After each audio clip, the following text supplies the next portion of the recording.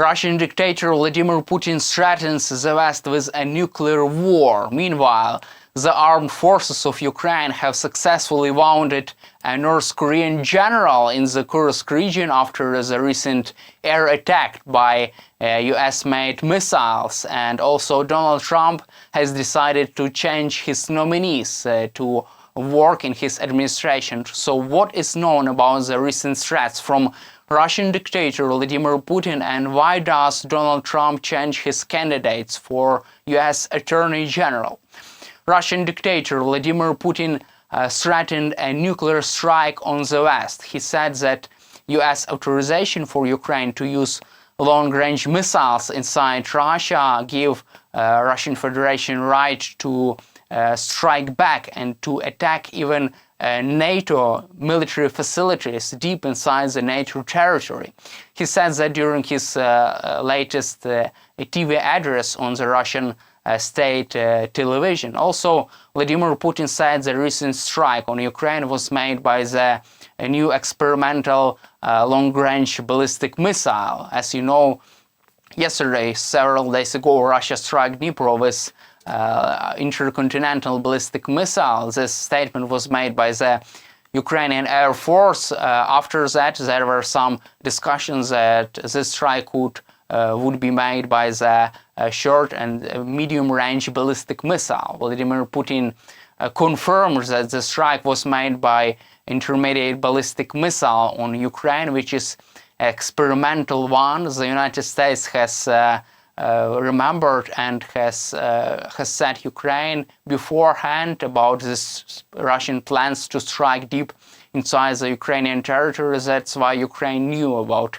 the strike. However, Russian dictator Vladimir Putin continues to threaten the West with a nuclear strike, with direct involvement in the war, because Biden has allowed Ukraine to strike back, and this is really ridiculous, because Ukraine has a right to strike deep inside Russia according to the international law, because Russia is aggressor in this situation. Russia has started illegal war against Ukraine. Not Ukraine, but Russia is aggressor in this situation. That's why Ukraine has a legitimate right to defend itself by striking military targets deep inside Russia by using any kind of weapons, even US-made and British one. Meanwhile, the expert of the Institute of Study of War believes that Vladimir Putin is bluffing because he has been threatening the West with a nuclear strike, with a big global war for many years. However, he did not realize his threats. It's all about his wars. Also, we have heard threats from Vladimir Putin after the US decision to provide Ukraine with tanks, armored vehicles, long-range missile systems, and other weapons. However, he did not do that, despite the fact that he has been threatening Ukraine with a nuclear strike, and even the West with a nuclear strike. It's interesting that Vladimir Putin probably forgot that the West also has its own nuclear arsenal. So at the same time, Institute of Study of War reports that these claims by Russian dictator Vladimir Putin are ridiculous and aimed to reduce support for Ukraine. Also, it is interesting that according to the Institute of Study of War, Russian dictator Vladimir Putin fears and cares only about strike on Russia, but not on Russian occupied territory.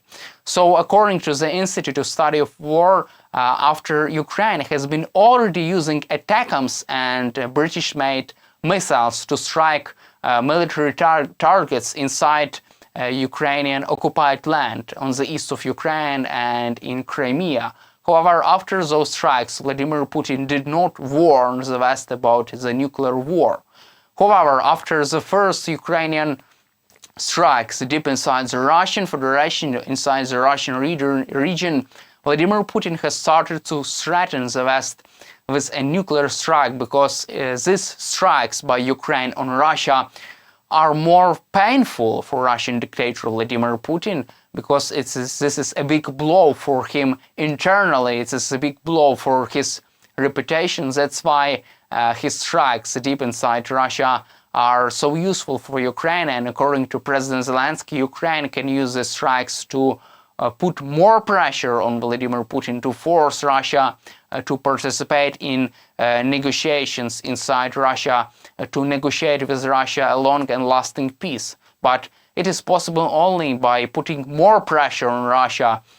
That's why the West should double down support for Ukraine, provide Ukraine with additional weapons to allow Ukraine to strike deep inside Russia, even with a more range before Donald Trump enters the office. There are lots of expectations that Donald Trump can even turn against Vladimir Putin and double down support for Ukraine after he realized that Vladimir Putin will not ready to a peaceful settlement of this war, but we have to see.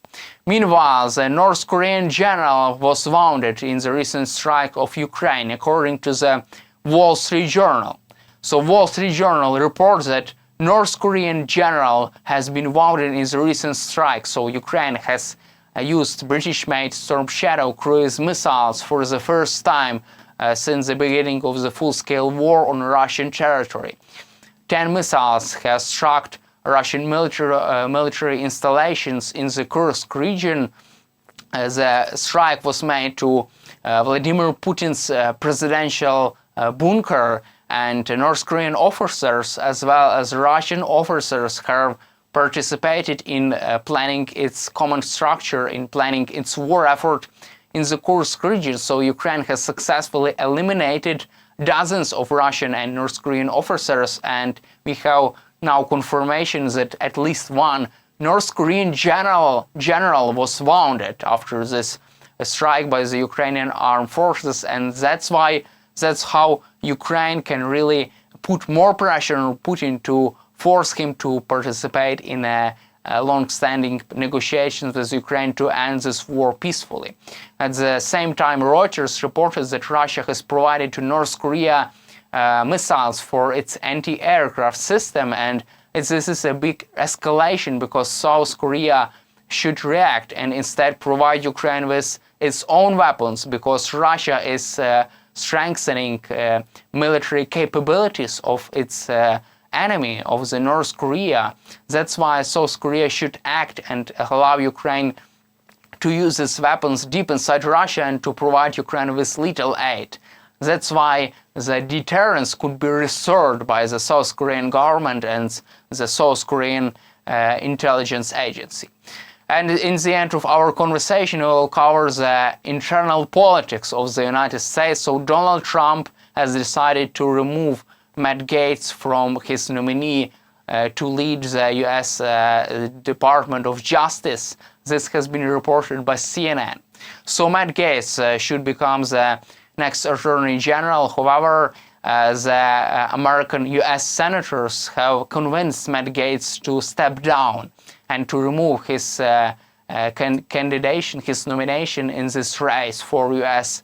Attorney General, because there were some accusations about his links with more than under 18 years old girls and other illegal activities. That's why members of the U.S. Senate have convinced him to remove his nomination in this race. Also, it's really interesting on whether Pete Hegseth, Trump's nominee for U.S. Defense Secretary, would eventually become the U.S. Defense Secretary, because he does not have military experience, and there are lots of concerns among Republicans about his nomination. However, U.S. Senate should approve all Donald Trump's nominations, so there are lots of questions on whether Pete Hegseth would move forward through the U.S. Senate without any questions, and maybe U.S. senators will also try to convince him to